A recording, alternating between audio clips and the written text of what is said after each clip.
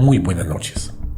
Sean todos ustedes bienvenidos y bienvenidas a su primer capítulo especial del tema OVNI desde el principio. Mientras tanto, prepárense una buena taza de café, apaguen las luces y escuchemos atentamente.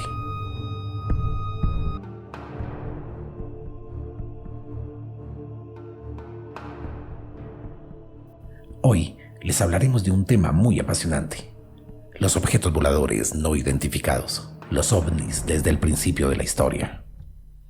A continuación vamos a dar un repaso por el arte rupestre, publicaciones, pinturas, tapices y otros objetos que generaron controversia y despertaron especulaciones por parte de los abonados de la teoría de los antiguos astronautas. Esa que dice, entre otras cosas, que los humanos somos visitados por seres de otros planetas mucho antes del famoso caso de Roswell en 1947, que fue en la cultura moderna el gran disparador de este tipo de experiencias. Del fenómeno ovni, pues bien, los ovnis y la vida extraterrestre en general han fascinado a la humanidad desde que tenemos conciencia. Alrededor del mundo se han encontrado diversas representaciones gráficas como murales tallados, tablones, tapices, figuras y cuadros con evidencia de encuentros ovnis. Los artistas y los artesanos que se encargaron de documentar la cotidianidad registraron símbolos e íconos que tienen fuerte influencia de objetos no identificados. La mayoría de los objetos representados en las siguientes obras de arte se realizaron en tiempos antiguos, por lo que se debe tener en cuenta que en la Edad Media y demás tiempos no existía ningún tipo de artilugio que pudiese sobrevolar los cielos. Es precisamente este tema el que hace pensar sobre en qué se habrían inspirado sus autores para pintar estas extrañas figuras. Pues bien, empecemos con los aborígenes de Wandjina. Esta especie de pintura rupestre fueron realizadas por los Wandjina, unos aborígenes australianos que fueron importantes por ser una sociedad cazadora de quienes existen evidencias desde hace 174.000 años antes de Cristo. Son asociados a los alienígenas debido a los personajes que plasmaron en sus piedras. Según historiadores, sus dibujos antropomórficos representan a los espíritus de la lluvia y a las nubes, y fueron estos los hacedores y creadores de la vida, de la tierra. Además, tenían poderes especiales como causar inundaciones o intensos relámpagos. En la imagen podemos apreciar aquellos extraños seres junto a los aborígenes. En esta otra imagen, que es otro caso de seres antropomórficos que despiertan interrogantes, fueron descubiertos recientemente en la India, en la región tribal de Bastar, Chhattisgarh. Esto podría significar que los humanos de los tiempos remotos veían o imaginaban seres que provenían de otros planetas. Necesitamos una investigación más detallada de esto.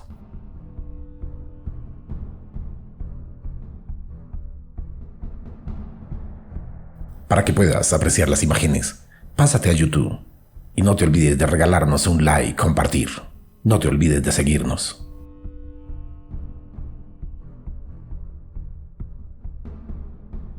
Datadas con 10.000 años de antigüedad, entre las figuras se distinguen formas que remiten al fenómeno ovni y extraños seres. Las figuras, de formas extrañas, parecen portar objetos semejantes a armas. No tienen rostros detallados y, de hecho, carecen de nariz y boca. En algunos dibujos se pueden apreciar las escafandras, asegura un arqueólogo. Pues bien, ahora vamos a hablar de Rajalote. Sobre estas piezas se encuentran muy pocas fotografías de muy buena calidad. Y bueno, resulta que hace tiempo en Valle de Normanda, donde se encontró el cráneo humano más antiguo de ese país, un grupo de investigadores descubrieron el refugio denominado Rajalote. Y en esas excavaciones salió una pintura que parece representar un extraño visitante junto a lo que parece o pareciera ser una nave voladora. Ahora bien, en Italia, por ejemplo, se encuentra el Valle de Valcamonica, protegido por la UNESCO, que posee alrededor de 200.000 petroglifos que van desde el Neolítico de la Edad de Hierro, por lo que es la colección más amplia de arte rupestre en toda Europa y el mundo. En el valle italiano de Valcamonica, que se encuentra en la provincia de Brescia, se encontró mucho arte rupestre, Este sitio alberga uno de los conjuntos más densos de petroglifos prehistóricos descubiertos hasta la fecha. Más de 140.000 figuras y símbolos esculpidos en la roca a lo largo de 8.000 años. Muestra escenas de faenas agrícolas, navegación, guerra y magia. Las piezas, que contienen figuras humanas con extrañas cabezas, han sido tomadas por los investigadores para la teoría de los antiguos astronautas. Allí la imagen que estamos viendo.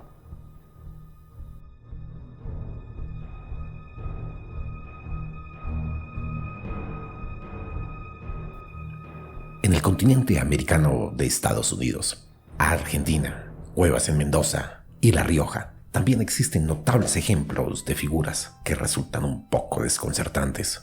Por solo nombrar algunos casos, en Utah, en Barrier Canyon, dentro del Parque Nacional de Canyonlands, se hallan una serie de dibujos en las piedras, unas caracterizaciones antropomorfas. En Bolivia se encuentra el misterioso fuerte de Samaipita, ubicado a 1950 metros sobre el nivel del mar. Patrimonio Mundial de la UNESCO desde 1998, aparentemente construido como centro ceremonial entre los siglos XIV y XVI, que aloja unos petroglifos con una forma muy definida, una forma de ovni. La pieza fue difundida por el investigador Marco Alem, miembro del grupo ARSA. En las imágenes podemos apreciar un petroglifo hallado en Utah. Abajo, seres antropomorfos encontrados en La Rioja, Argentina, y a un lado un platillo volador del fuerte de Samaipita, uno de los casos que despertó más interés por parte de la ufología. En esta parte del mundo se realizó en Puebla, México.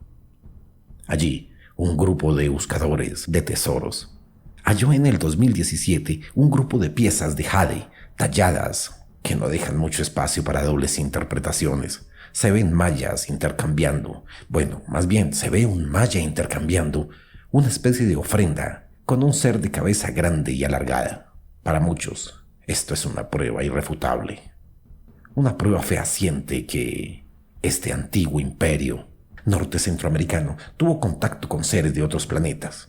Y a esto se le suma que es una zona en la que abundan las leyendas sobre objetos que bajan del cielo y que bajaron en tiempos remotos. Sin embargo, ningún espacio oficial de arqueología se ha pronunciado sobre la veracidad del hallazgo, y algunos hasta estipulan que fueron dejadas allí a propósito para que algún grupo las encontrara. En el primer libro que se conoce con algún tipo de figura discordante, muy discordante con su época, es el Prodigium Liberum del siglo IV, donde se lee en Aenari, mientras que Luo Trozo promulgaba las leyes del comienzo de la guerra italiana, que dice: al amanecer llegó el ruido tremendo en el cielo, y un globo de fuego apareció en llamas, allá en el norte, en el territorio Poletum. Un globo de fuego, de color dorado, cayó a la tierra. A continuación parecía aumentar de tamaño. Se levantó de la tierra y ascendió al cielo, donde se oscureció el sol. Con un brillo se giró hacia el cuadrante este del cielo. Pues bien, así lo describió Julio Obsequens. El suceso ocurrido alrededor del año 91 antes de Cristo. Obsequens fue un escritor romano que vivió durante el siglo IV después de Cristo y del que nada se sabe, salvo que es un autor o el autor de aquel libro, el libro de los prodigios, una recopilación de textos provenientes de la obra de Tito Livio, la obra impresa por primera vez por el veneciano humanista Aldo Manusino en 1508. Reúne diferentes sucesos extraordinarios y sobrenaturales ocurridos en la historia de la actual capital italiana de los años 249 a.C. y el siglo XII a.C.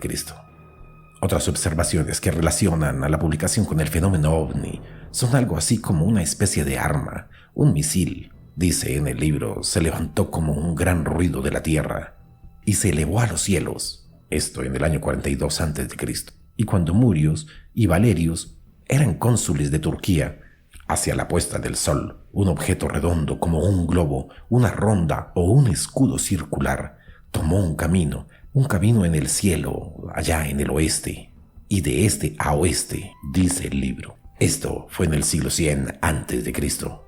Por mucho tiempo se consideró a la publicación como una muestra de superstición, para crear miedo a la población, que era una herramienta de manipulación por parte de la clase dirigente. Sin embargo, un trabajo cuantitativo reciente de Alberto Daniel, de la Universidad Autónoma de Entre Ríos, asegura que solamente el 8% puede ser considerado como una invención.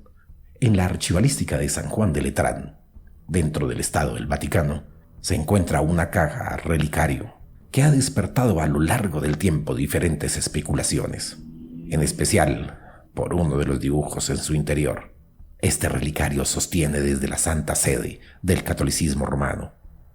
Constituye uno de los primeros testimonios de las costumbres de llevarse objetos o recuerdos de los viajes a Tierra Santa, y por su estilo e icografía se sugiere de origen palestino, con influencias sirias. Podemos apreciar aquí la imagen. Este es el interior del relicario, dotado del siglo VI o VII. Este tesoro posee, además de piedras y un mantillo, imágenes pintadas en el interior de la tapa, que pueden leerse de la siguiente manera, esencial, muy precisa, de izquierda a derecha y de abajo hacia arriba, para delinear el ciclo de la Navidad con la natividad del bautismo en el Jordán, seguido por otro ciclo igualmente breve, que es el de la Pascua, con 3 Marías en el sepulcro y la Ascensión, divididos por la escena central de la crucifixión. Entre estas imágenes y una que representa a María en la tumba de Jesús, mientras que detrás se eleva un extraño objeto con una cúpula con diferentes entradas o ventanas desde donde sale un haz de luz, que sin lugar a dudas, desde mi punto de vista, es muy claro, no es más que un ovni.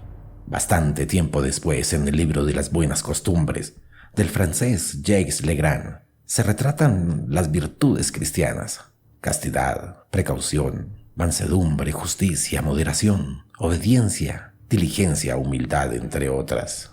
En este libro, como pueden ver, que es el libro, la portada del libro de las buenas costumbres, una de las ilustraciones interiores del texto de 1338 que se encuentra en el Museo Conde de Chantilly, Francia, muestra una gran esfera flotando allá en el cielo, lo que para algunos puede ser una representación astronómica.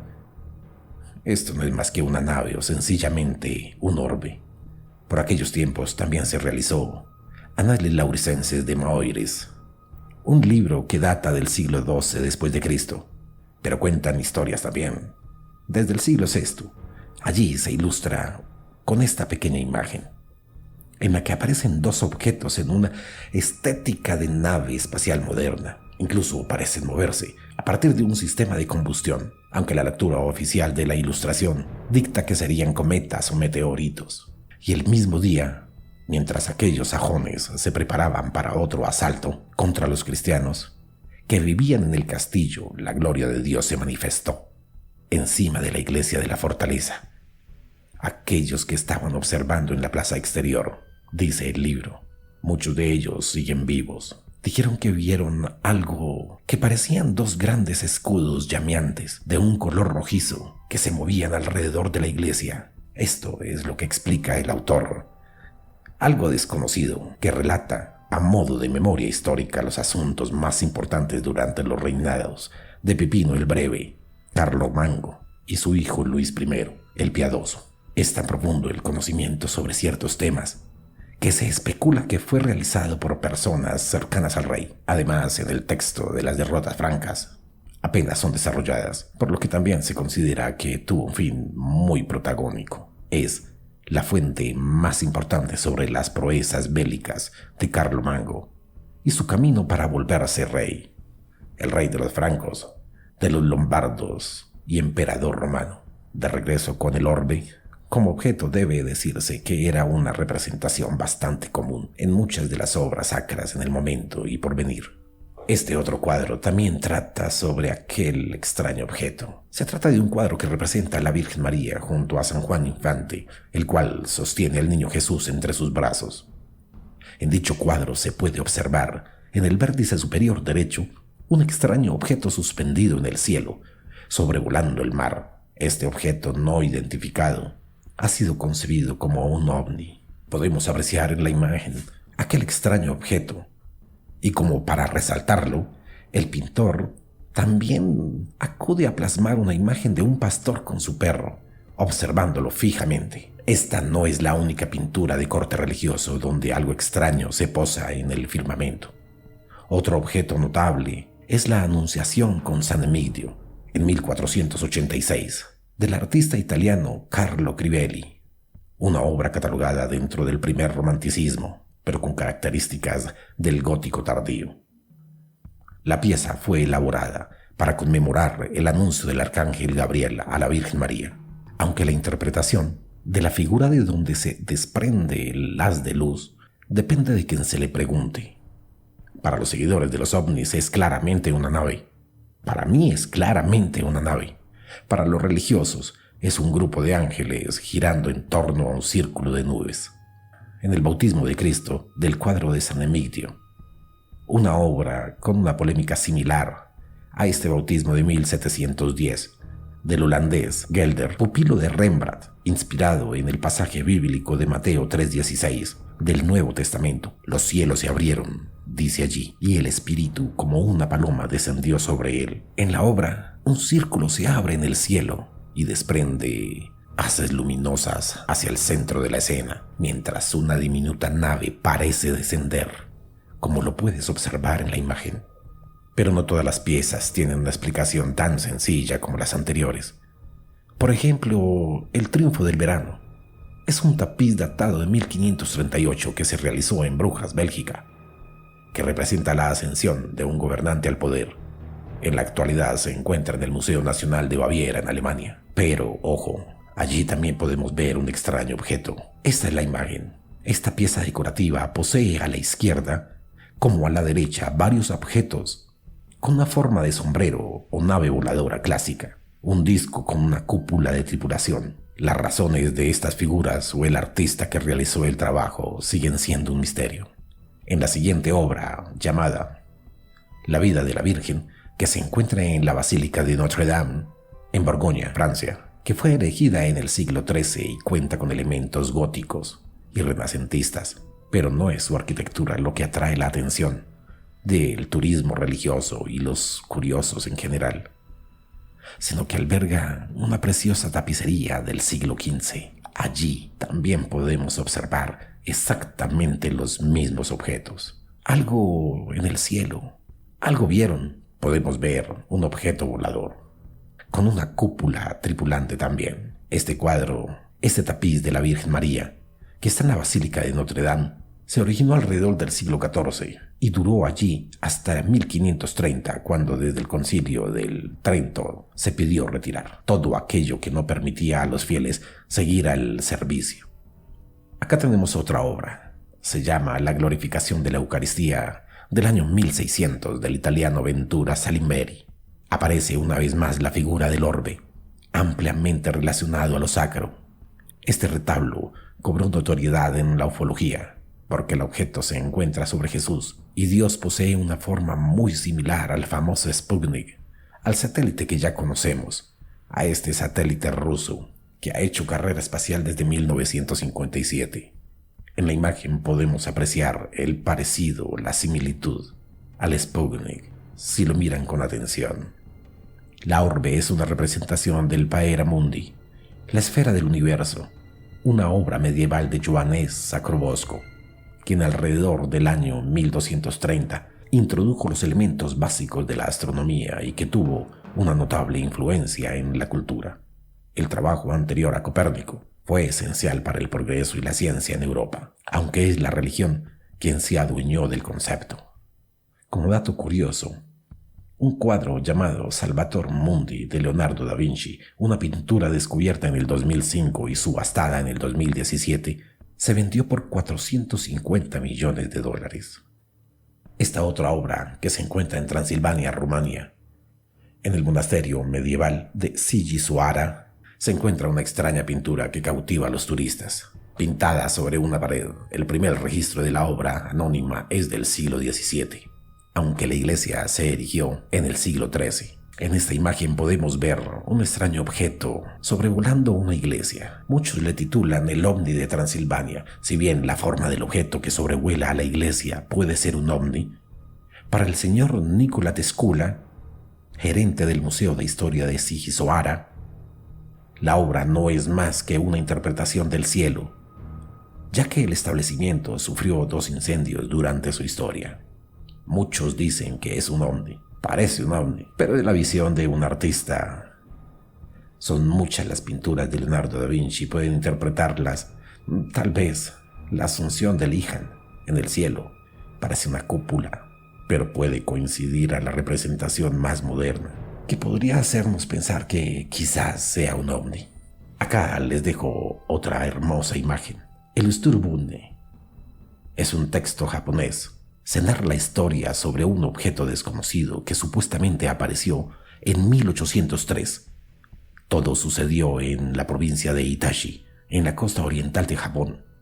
Existen varias versiones del cuento narrado en 3 textos: el Toen Shoshetsu de 1825, el Yoryu Kishu de 1835 y el Umi no Shiri de 1844. Según la leyenda, una atractiva joven entre 18 y 20 años llegó a la playa local a bordo del barco Hueco el 22 de febrero de 1803, muy específicos con la fecha. Los pescadores la llevaron tierra adentro para investigar un poco más sobre aquella mujer, pero la mujer no sabía comunicarse, no hablaba japonés. Era muy diferente a todos los demás que habitaban allí. Sus ojos eran grandes, su tez era blanca, cabello rubio, muy largo, sus rasgos, su vestimenta, y se comunicaba en otra lengua. Luego los pescadores la devolvieron a ella y a su barco al mar, donde se fue a la deriva. Pronto la leyenda fue retomada como la evidencia de un encuentro extraterrestre, uno de los más antiguos que se conocen. En la ilustración retrata las características del objeto que hallaron los marinos, flotando allí en el océano del bote Hueco. Una mujer que, al no hablar japonés, regresó a su nave. Esto lo pinta un folclorista japonés. Para la ufología es también una prueba irrefutable. En otro texto japonés también podemos ver llamas rojas en el cielo. Unas décadas después, en 1892, Wu Yuru, uno de los primeros dibujantes chinos, presentó su obra llamada Llamas rojas en el cielo, una pieza realizada durante el reinado del emperador Guangxu de la dinastía Qing, en la que se registró un extraño evento que sucedió allá en el puente de Suke junto al templo de Fuji, en Nanjing. También, en Asia, se encuentra un manuscrito tibetano fechado allá por el siglo X, en un pasaje del Prajnaparamita Sutra, que es la perfección de la sabiduría. Se representan las vimanas o vehículos voladores de tipo industrial. El texto asegura que voló con la velocidad del viento y dio a luz un sonido melodioso. Esta no es solo una representación de aquellos vehículos. A la orden de lo religioso aparecen en múltiples obras. En esta otra obra podemos ver aquella nave, la nave de flores, ilustrada en 1916, una ilustración de Bala Shabir. A lo largo de la historia hubo incontables representaciones de máquinas voladoras que en la cultura popular actual podrían ser interpretados como objetos voladores no identificados. Algunos continúan sin explicación, otros tienen una lectura mítica, religiosa y romántica. Todo, absolutamente todo, siempre depende de tus creencias, de cómo lo puedas ver y quieras ver, otras de cómo lo cuenten las personas quienes lo pintaron. Ahora bien, trasladémonos a otra parte, a otra época del mundo, un poquito más presentes. Si bien es cierto, el diario de Cristóbal Colón es muy conocido en el mundo, en todo el mundo académico, hay pasajes en el mismo que muchos investigadores, ufólogos y criptozoólogos toman en cuenta para dar bases a algunas teorías y reflexiones. Entre las primeras estarían los supuestos avistamientos ovnis que Colón habría tenido en su primer viaje a América. Estos objetos voladores no identificados, sirenas, monstruos, lógicamente, algunas de estas interpretaciones tienen una respuesta o explicación muy razonable, pero otras, sin duda alguna, dejan mucha tela para cortar. La primera referencia a supuestos hechos extraños en el cielo americano ocurrió el sábado 15, cuenta Cristóbal Colón. Aquel sábado 15 de septiembre, Colón escribe en esa fecha lo siguiente, y muy específico en su diario. Navegó aquel día con su noche, 27 leguas, su camino al oeste y algunas más, y esta noche al principio de ella, vieron caer del cielo un maravilloso ramo de fuego en el mar, lejos de ellos, 4 o 5 leguas. Ok, ¿qué pudo ser ese fuego que cayó como un ramo luminoso al mar? Pues cualquier cosa.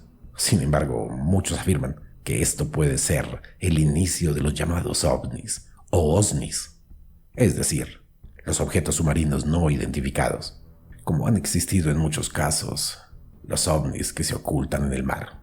Pero todavía hay más. El jueves 11 de octubre de 1492, momentos antes de que Colón viera tierra por primera vez, dice en su diario: después del sol puesto, navegó a su primer camino al oeste.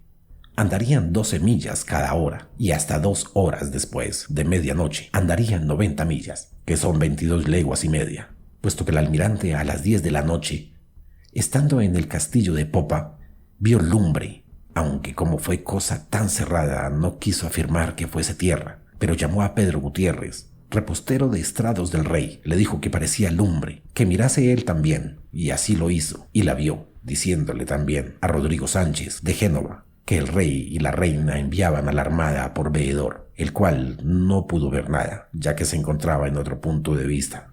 El almirante dijo: se vio una vez o dos y era como una candelilla de cera, que se alzaba y se levantaba, lo cual a poco le parecía ser un indicio de la tierra. En este relato, al parecer, muchos afirman que Cristóbal Colón presenció luces que aparecieron hasta 2 veces, yendo de arriba hacia abajo, allá en el horizonte americano. Estas luces para muchos fueron ovnis que estarían presenciando o quizás dirigiéndole a aquel descubrimiento. Asimismo, Colón aseguró haber visto sirenas. Este avistamiento fue realizado el miércoles 9 de enero de 1493 en las costas de Florida. Colón dice en este diario: en toda esta tierra hay muchas tortugas, de las cuales tomaron los marinos en el monte Christi, aquellas que venían a desovar a la tierra, y eran muy grandes, como una gran tabla china. El día pasado, cuando el almirante iba al río de Oro, dijo que vio 3 sirenas que se elevaron bien alto en el mar, pero no eran tan hermosas como las pintaban, que de alguna manera tenían forma de hombre en la cara.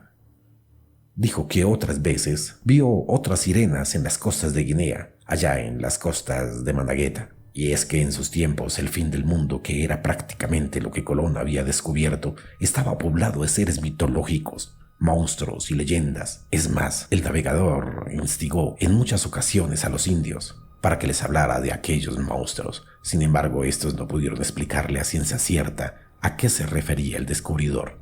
En su diario cuenta Cristóbal Colón que aquel domingo 4 de noviembre el almirante entendió también que lejos de allí había hombres de un solo ojo y otros con hocicos de perro que comían a los hombres y que tomando uno lo mordían y bebían de su sangre y le quitaban su naturaleza. Con respecto a estos seres, también describe en su diario aquel lunes 26 de noviembre: toda la gente que hasta hoy he hallado dice que tienen un grandísimo temor de los caníbales o canima y dicen que viven en esta isla de Boyo. Y a esta causa le parece que aquellos indios que traían no suelen dirigirse a esa costa del mar, por ser vecinos de esta tierra, temiendo a que aquellos pobladores se los comieran, y no les podía quitar el temor, y decían que no tenían sino un solo ojo y otros tenían cara de perros. En lo personal, creo que estos cíclopes sí existieron, y que aquellos que nosotros llamamos nahuales o brujas están desde los tiempos remotos. Cabe destacar en este punto que el propio Cristóbal Colón indica que los comentarios de los lugareños son muy poco fiables debido a los evidentes problemas de comunicación de estos primeros encuentros. Los lugareños o visitantes, no obstante, el solo hecho de que el navegante haya colocado estos testimonios en su diario es una muestra clara de las ideas, de los temores, las creencias que rodean toda aquella época. Es muy notable que los nahuales, las brujas o aquellos cíclopes o seres están con nosotros desde tiempos inmemoriales. No estamos solos, sin lugar a duda. Estamos viendo cosas desde mucho antes de que la religión existiera, así que no es cosa de nosotros nada más. Nuestros genes están marcados desde mucho antes.